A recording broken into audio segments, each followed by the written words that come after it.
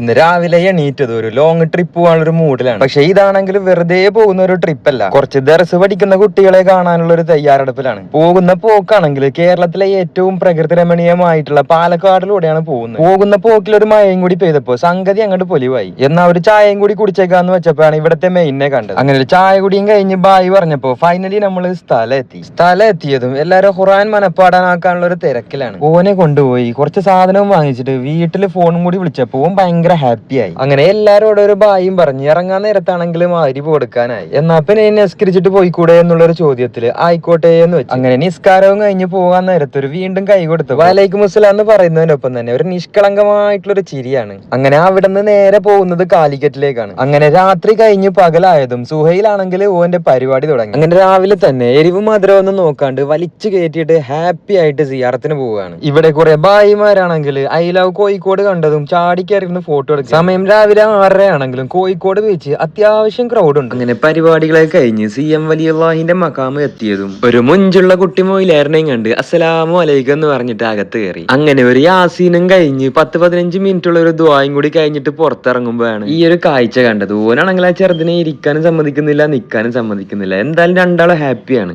അങ്ങനെ പ്രാർത്ഥനകളൊക്കെ കഴിഞ്ഞ് വണ്ടി എടുത്ത് നേരെ എറണാകുളത്തോട്ട് പോകുമ്പോഴാണ് ഓർമ്മ വന്നത് ഫുഡ് കഴിക്കാനുള്ള ടൈം ആണെങ്കിൽ വല്ലാണ്ട് അതിക്രമിച്ചിരിക്കുന്നു. അങ്ങനെ ഫുഡ് കഴിക്കലും കഴിഞ്ഞ് ഒരു ലോങ് നൈറ്റ് ഡ്രൈവും കൂടി കഴിഞ്ഞപ്പോ എറണാകുളം എത്തി. അവിടെ എത്തിയപ്പോഴാണ് ഓർമ്മ വരുന്നത് ഇന്നാണെങ്കിൽ പല്ല് കാണിക്കാനുള്ള അപ്പോയിന്റ്മെന്റ് ഡേറ്റ് ആണ്. ഹോസ്പിറ്റലിൽ കയറി ഇരുന്നതും പിന്നെ ആണെങ്കിൽ ഒരു 2-2.5 മണിക്കൂർ പൊന്നീച്ച ഉറക്കുന്ന വേദനയായിരുന്നു. അങ്ങനെ പല്ലിന്റെ റിപ്പയറിംഗ് കൂടി കഴിഞ്ഞപ്പോ അന്നത്തെ ദിവസം കഴിഞ്ഞു. അപ്പൊ ഇനി അടുത്ത വീഡിയോ കാണുന്നവരെ ബൈ.